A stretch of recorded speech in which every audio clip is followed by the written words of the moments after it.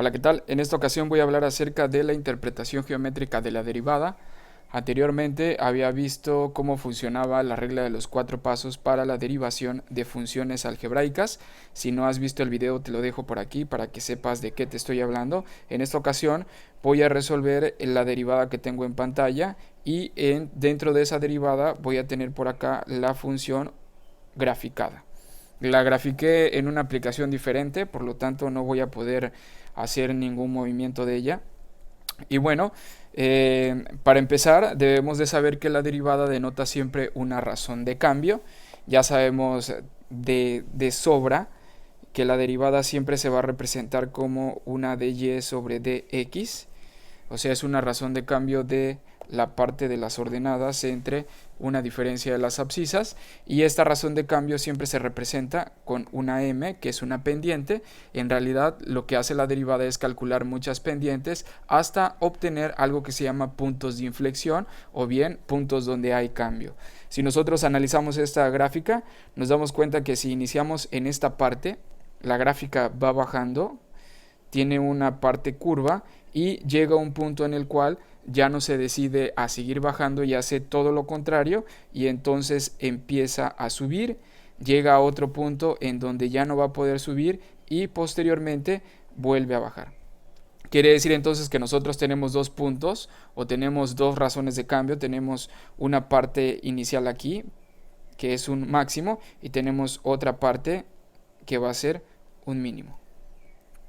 Para que yo pueda calcular esos valores es muy fácil. Anteriormente había hecho un video que tenía que ver con el cálculo de utilidades máximas. Recuerden que cuando estamos haciendo negocios siempre buscamos que los costos en términos de X sean los mínimos, es decir, que no gastemos mucho, y que las utilidades que nosotros vayamos a obtener siempre sean las máximas, pues nadie quiere perder. He resuelto algunos ejercicios, por aquí les dejo la liga del video que resolví un ejercicio que tiene que ver con este tipo de optimización, precisamente en donde se ven cambios de este tipo para calcular mínimos y máximos. Entonces todo va a depender de lo que nosotros querramos calcular. En el caso de que estemos hablando de costos, yo me voy a interesar en la parte de abajo o en esta razón de cambio o este punto de inflexión que es un mínimo, mientras que si yo estoy calculando una utilidad, siempre voy a ver las puntas de las gráficas que estén hacia la parte de arriba o bien los máximos. Si nosotros comenzamos entonces derivando la función, esta función es muy fácil de derivar. Ya saben qué es lo que tenemos que hacer. Con la notación normal tendríamos que escribir y' es igual. Recuerden que el exponente multiplica siempre al coeficiente. 4 por 3 es 12.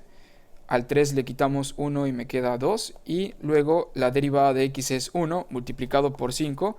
Me daría menos 5. Y la derivada de 2, por ser una constante, es 0. Una vez que nosotros tenemos la derivada de esa función que es esto, lo que sigue para encontrar los puntos de inflexión o bien los mínimos y los máximos es nada más y nada menos que igualar esta ecuación a 0 y posteriormente calcularlas, ¿no? Recuerden que si nosotros igualamos esa función a 0 y las calculamos, los valores que me van a dar con respecto a x van a ser estos dos puntos. Si nosotros igualamos la ecuación a 0, 12x al cuadrado menos 5 igual a 0, y lo despejamos, este 5 que está negativo lo pasaría del otro lado positivo, me quedaría entonces 12x al cuadrado es igual a 5, el 12 que está multiplicando lo voy a pasar dividiendo, quedaría entonces como x al cuadrado es igual a 5 sobre 12, y por último este término que está como cuadrado lo voy a pasar como una raíz cuadrada, es decir, la raíz cuadrada de 5 doceavos. Y bueno, como es una raíz, entonces voy a tener dos valores. Un valor va a ser positivo y el otro valor va a ser un valor negativo. Claramente podemos ver que de este lado tendríamos el positivo y de este lado que tenemos en el eje de las x, pues sería el negativo. Si calculamos la raíz cuadrada de 5 doceavos, nos daría por resultado 0.64. Uno positivo y el otro negativo. 0.64 positivo y negativo. Estos serían mis dos valores. Si nosotros analizáramos la gráfica que tenemos por aquí, nos vamos a dar cuenta de que sí, este valor positivo de 0.64 sí coincide porque está más o menos en este punto, que es en donde nosotros tenemos nuestro mínimo, mientras que el valor de menos 0.64 sí coincide, ya que es en donde tenemos nuestro máximo. Si me llevo esos dos valores en la aplicación de los gráficos y coloco rectas, ustedes van a ver que sí coinciden esos dos puntos. Pondría x igual a 0.64, sería el primero, y luego x igual a menos 0.64, y ese sería el segundo. Ustedes observen aquí en el gráfico que claramente las dos rectas están cortando precisamente en cada uno de sus puntos, en el punto máximo y en el punto mínimo. Entonces, esa sería básicamente la interpretación geométrica de la derivada, así como que muy a grosso modo.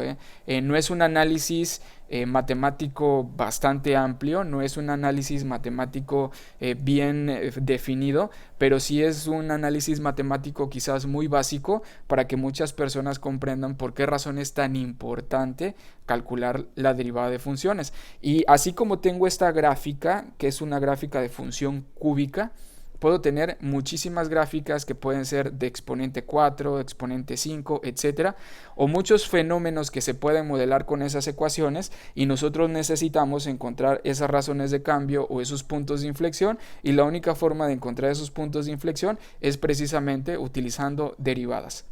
Entonces, esta definición de derivación que estoy haciendo, o este ejemplo que yo puse de derivadas, no es algo muy formal, es de hecho es bastante informal, pero sí es algo que ustedes pueden tener a la práctica para que vean por qué razones que yo tengo que hacer la derivada de las funciones, por qué tengo que igualar a cero esas funciones, por qué tengo que encontrar los resultados de cada valor de x para esta función que está igualada a cero, ya que esos puntos son los que me dan los máximos y los mínimos.